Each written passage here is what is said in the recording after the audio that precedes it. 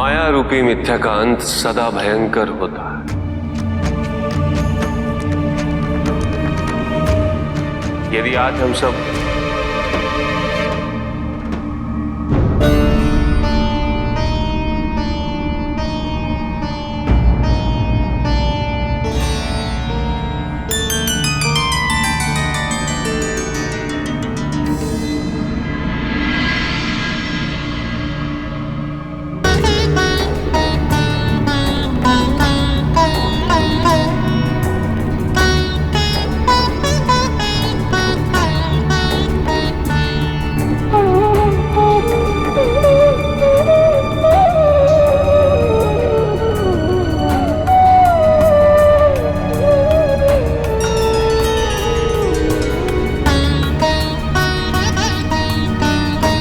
प्रभु,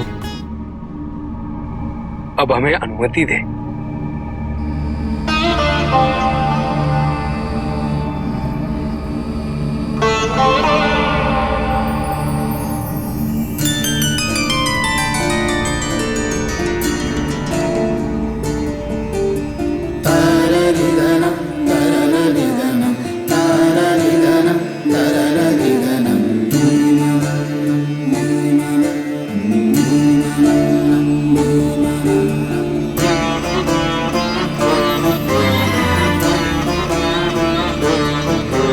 ये रूप क्यों पार्वती?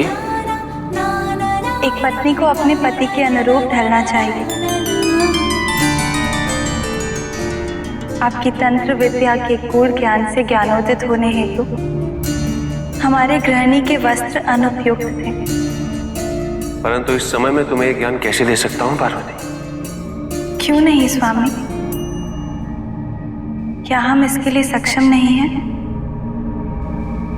तुम पूर्णतः सक्षम हो। मैं तो उस समय की ओर इंगित कर रहा हूं जो हर प्रकार से शुभ हो। महादेव के लिए तो प्रत्येक दिन और प्रत्येक क्षण शुभ होता है, तो फिर ये तो मन की एक दशा है स्वामी। प्रिय महा, उससे कई विजय कैसे हो सकता है? मैं तुम्हें ये ज्ञान देने हेतु तत्पर हूं, किंतु उसके लिए हमें किसी निर्जन स्थान पे जाना होगा। इस ज्ञान का रहस्य पूर्णतः गुप्त है।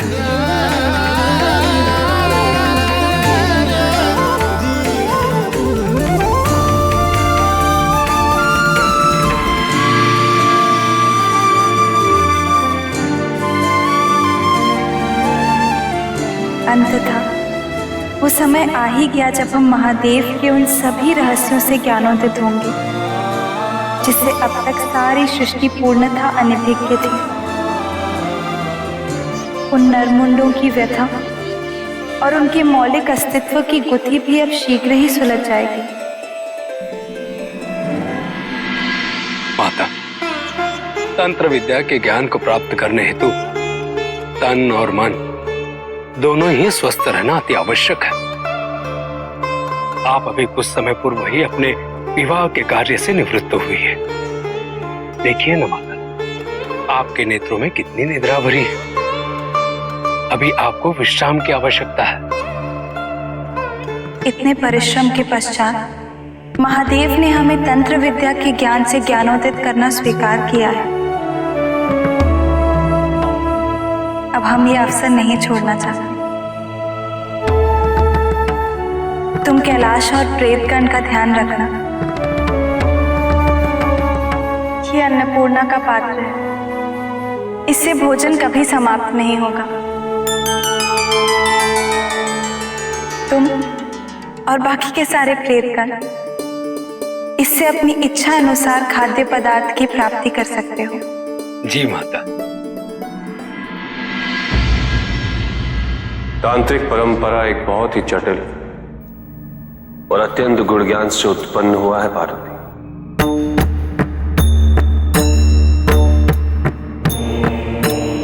इसका संसार अत्यंत विचित्र और विशिष्ट भी है।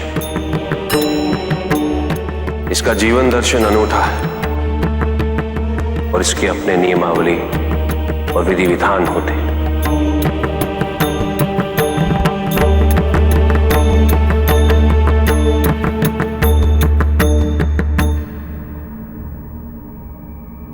इस ज्ञान और विचारधारा के अनुयायियों के लिए यह अत्यंत आवश्यक है कि वो इसकी नियमावली और आचार संहिता का अनुसरण करें। ये विद्या कई रीतियों और पद्धतियों का सम्मिश्रण है। इसका मूल तत्व चमत्कार पर आधारित है। इस ज्ञान को प्रबुद्ध करने के पश्चात इसके अनुयायी कोई भी अविस्मरणीय कार्य कर सकते हैं। वो कौन कौन से कार्य होते हैं स्वामी? सबसे उत्कृष्ट कार्य जो कि इस ज्ञान द्वारा संभव है वह है ईश्वर की प्राप्ति। जिस प्रकार सूर्य के अभाव में दिन और चंद्र के अभाव में रात्रि का कोई अस्तित्व नहीं होता, उसी प्रकार गुरु के अभाव में ज्ञान अस्तित्वहीन है। तदुपरांत इस ज्ञान की प्राप्ति हेतु तुम्हें मुझे अपने गुरु के रूप में स्वीकार करना होगा।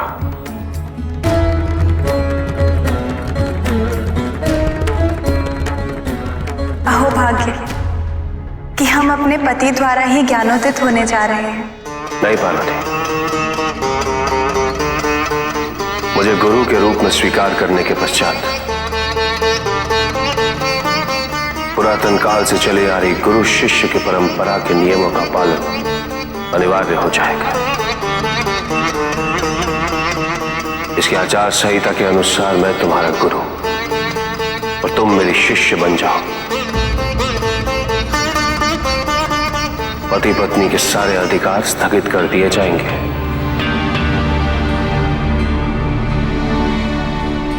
क्या तुम्हें स्वीकार है?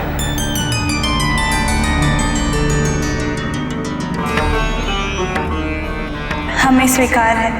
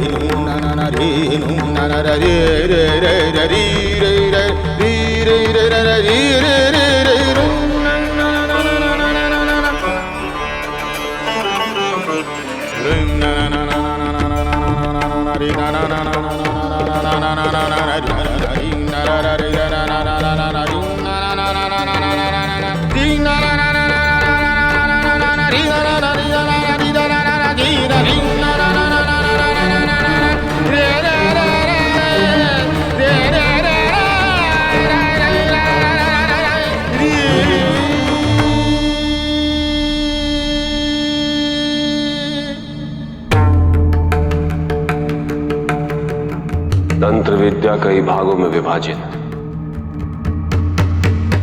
इसमें शीर्ष स्थान भैरव तंत्र का, जो कि अति विशिष्ट है। इस विद्या की प्राप्ति आवश्यक ही नहीं, अपितु आगे के ज्ञान तक पहुंचने के लिए अनिवार्य भी है। जिस प्रकार इंद्र का वज्र, वरुण का पाश, यम का दंड और अग्नि के दहक उनके महाबली शस्त्र है, उसी प्रकार तंत्र विद्या का महाबली शस्त्र है भैरव तंत्र। इस विद्या को प्राप्त करने के पश्चात सूर्य को भी निस्तेज किया जा सकता है। भैरव तंत्र को प्राप्त करने का एकमात्र मार्ग है एकाग्रता। किंतु ध्यान रहे पार्वती, यदि किसी कारणवश एकाग्रता खंडित हुई तो ये विद्या सौभाग्य के स्थान पर दुर्भाग्य के कुछ प्रभाव को उजागर करने लगेगी।